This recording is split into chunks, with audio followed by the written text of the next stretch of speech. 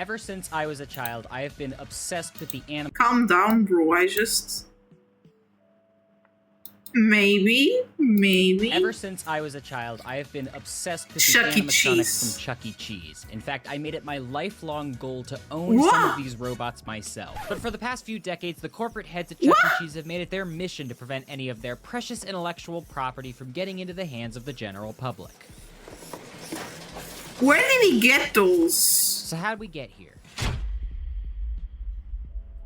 Let's rewind to a much simpler time, the 1970s. Disco was king, video games were the newest fad, and more importantly, a new restaurant chain had just opened called Pizza Time Theater. Now they had everything a person could want. They had arcade games, mediocre pizza, and most importantly, it's they food, had I live guess. entertainment in the form of animatronic characters. Over at the Pizza Time Theater, you had their mascot Charles Entertainment Cheese leading the Pizza Time Charles players. Entertainment Cheese, that's a dramatic name. Characters included familiar faces such as Mr. Munch, Jasper T. Jowls, Helen Henny, and who could forget Pasquale Pie Plate? I'm here to make the pizza. These simple but effective animatronic figures were created by Fantasy Forest Manufacturing and were located all across the walls of the pizzeria, performing for the hungry children beneath them as their parents drank away their sorrows. The chain was an instant success, with people of all ages flocking to these video arcades, and whenever there's a good idea, there are always people waiting to cash in on the newest trend.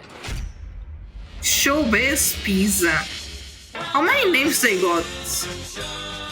Oh, gorilla! A spider! The first Showbiz Pizza place opened in March of 1980, and they were promising pizza, that's fun, old Jesus. and the most advanced form of entertainment. Enter the Rock-a-Fire Explosion, the newest rock and roll band playing exclusively at Showbiz Pizza restaurants across the country. Now, across 3 stages at each Showbiz Pizza restaurant, you had Rolf DeWolf and Earl Schmurl, Duke LaRue, Fats Geronimo, Beach Bear, Mitzi Mozzarella, Billy Bob Broccoli, and some of them are kinda creepy, except the gorilla one, I guess. Florida, and they were much more realistic than their Pizza Time Theater counterparts. Some of these characters had up to 21 individual movements, and while the Rock-a-Fire Explosion was delighting guests of all ages at Showbiz Pizza, there was some trouble brewing behind the scenes.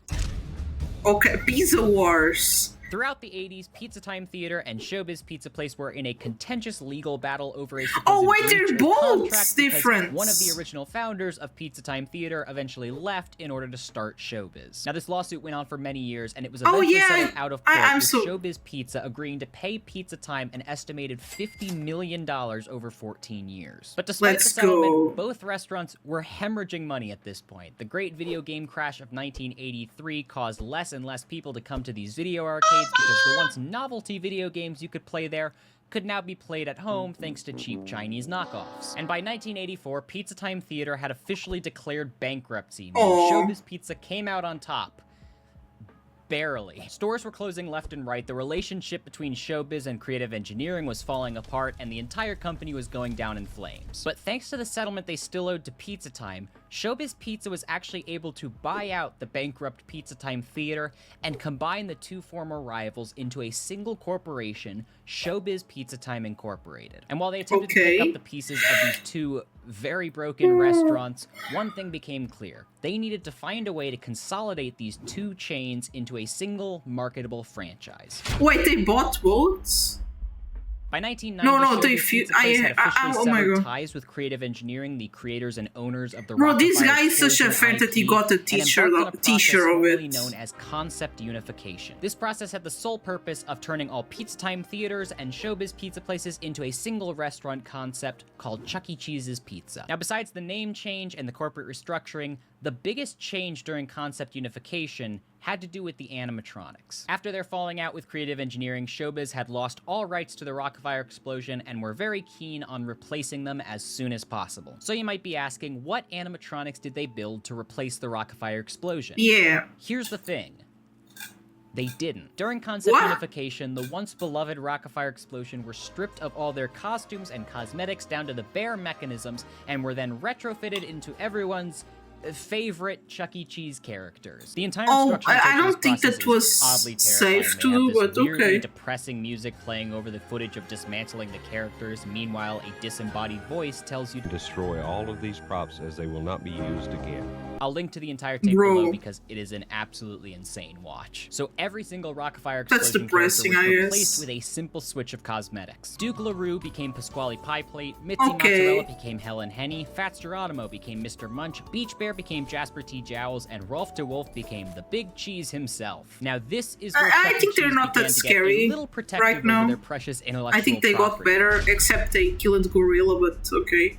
In the past, when stores had closed, the animatronics would often be sold off or found at auctions. This even led to Creative Engineering successfully buying back an entire Rockafire explosion show, which resulted in a very sternly worded letter to Showbiz management. That's actually how this Mitzi animatronic came to be here. Back when the Topeka, Kansas location of Showbiz closed, she and the rest of the characters were sold off at auction. They traded hands for a while, and then 40 years later, welcome home. So they weren't taking any chances here. Anything that was not to be reused is not afraid that thing was to be destroyed. You know, and that he's alive. included Showbiz Pizza's very own mascot, Billy Bob Broccoli. I don't know, Billy maybe Bob I'm was too the only FNAF thinking. not to be repurposed during concept unification, and as per the manual, was to be stored for disassembly and used for parts. So the plan was to store this animatronic in a back room, hack away at him whenever you need spare parts for your other characters until nothing was left but the husk of a character. So by that logic, no Billy Bob animatronics should still be in existence today. Bro! I should probably explain myself. At the time of concept unification, how did they get one? Had dozens of unused Rockafire shows piled up in their warehouse just waiting to be put in a store. And since Creative Engineering still owned all the rights to the Rockafire explosion, they were well within their rights to sell these shows to other restaurant chains and private collectors. This particular bot was sent to a Showbiz Pizza offshoot restaurant concept called Looney Birds, where he stayed and performed until he and the rest of the animatronic characters were sold off when the store shuttered in 2005. And at the Showbiz Pizza restaurants, on the other hand, who said you had to provide any proof that you dismantled Billy Bob? The main goal was to keep using him for parts until he didn't exist anymore. So of course there are countless stories of Showbiz Pizza employees That's kind of sad that they used it for parts. Imagine that you in the back room and just going there to get your parts. Now I know what you're thinking. Sully, did you really spend thousands of dollars just to buy an animatronic Thank you, bot, to for prove commenting. a point in a video that nobody's gonna watch?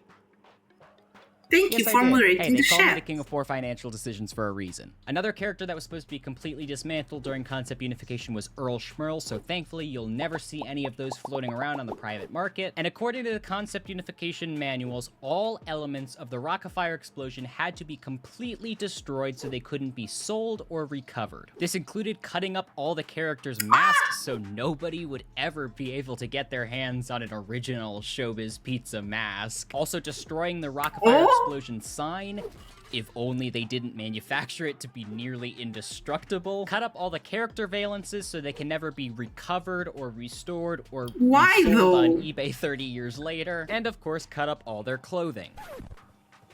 What else is there to say? So with all Rockafire explosion items successfully purged from the earth, all that was left was Chuck E. Cheese and Munch's Make-Believe Band. But not for long. In late 2019, the internet collectively mourned the news that all animatronics would be phased out of Chuck E. Cheese restaurants over the coming years. By this point, the animatronics were barely taken care of in any of the restaurants, leading most shows to devolve into a state of disrepair. And to be completely honest, the decision made sense. Nobody was going out to the restaurants anymore to see the animatronics, the novelty had worn off, so it was just a logical cost-cutting measure to get rid of them. So while nostalgia lovers were sad to see a staple of their childhood go, animatronic collectors, on the other hand, were ready to play ball. 500 stores, thousands of animatronics, and they all have to go. Collectors were constantly staking outside their local Chuck E. Cheese's, waiting for the moment to strike where they could save their beloved pizza rat. At this point, characters and cosmetics were just getting thrown in the dumpster out back, so naturally, collectors went dumpster diving. Masks, costumes, full animatronics. You want them? All you gotta do is get a little bit dirty. Now, Chuck E. Cheese corporate saw this and realized they had a huge liability on their hands, and in no way were they ready to let their IP get into the hands of us commoners. All right, how about we just drive the animatronics out into the middle of a random landfill? Nobody will ever find them there. A photo immediately went viral, and employees of the landfill pawned it off for $6,000. All right, new plan. Let's just move the animatronics to other stores that have animatronics so they can use them for parts. Ah yes, the old dismantle characters for parts and just pray that no one takes them home. Perfect, no notes. All right, new plan. Let's just spray paint the hell out of them. Nobody's gonna wanna buy a spray paint covered anime. They sold on Facebook Marketplace within 24 hours. Needless to say, corporate was pissed. Nobody would keep their grubby hands off these stupid animatronics, so there was only one thing left to do. Destroy everything. That's right, corporate just sent out a new memo. You needed to destroy every single element of the animatronic character. Take a sledgehammer to them, spray paint them, and then send all the parts back to corporate so they can properly dispose of them. They couldn't even count on their own employees to take the proper measures to keep these animatronics off the private market, so they took it into their own hands to ensure that no trace of these animatronics are ever recovered. Okay. And that really does seem to be the end of the road for these animatronics. No. After nearly 40 years of entertaining families and children alike, these animatronics will very soon be taking their final bow. Phase 2 remodels are well underway, meaning that there will be no more Chuck E. Cheese shows in existence. And it's honestly really sad. These amazing animatronics... Why though? Why they want to destroy them? Are they alive or something? Public eye and will collectively be forgotten. They won't really have a legacy, and that seems to be the way Chuck E. Cheese wants it to be. There will be no more Mr. Munch tickling those ivories. Pasquale Pie Plate will drum no more. Helen Henny will fly away. And Jasper T. Jowls will be sent to the dogs. But I, for one, refuse to let these animatronics be erased from history. So if that's the way Chuck E. Cheese wants to play, all I have to say is, game on. Bro, the guy... This video. If you're interested in learning more Bro, the guy got one! Featured in this video, I've put up a member-exclusive video that goes into more depth about them. Membership started. But what's the problem? People preserve it more better than the company, bro. I've incurred making these videos. Also, the first Sully Makes Poor Financial Decisions merch is out now, so go check that out. And last but not least, I just recently helped my friend Jack over at Animatronics Warehouse film some videos of his newly restored Rockafire Explosion show. Bro, that's amazing. Subscribe if you're interested in learning all things Rockafire. Thank you guys so much for the support and making these videos possible. It truly means the world to me. And until next time, be kind to one another, stay safe, and I'll see you in the next video. Peace. Chegou a Black Friday FNAC. It must cost a lot of money. Oportunidades a preços de BFF e portes. Let me see.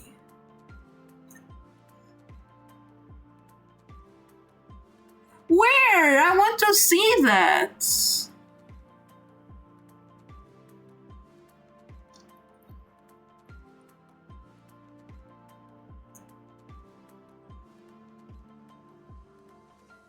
Yeah, very FNAF, like, yeah.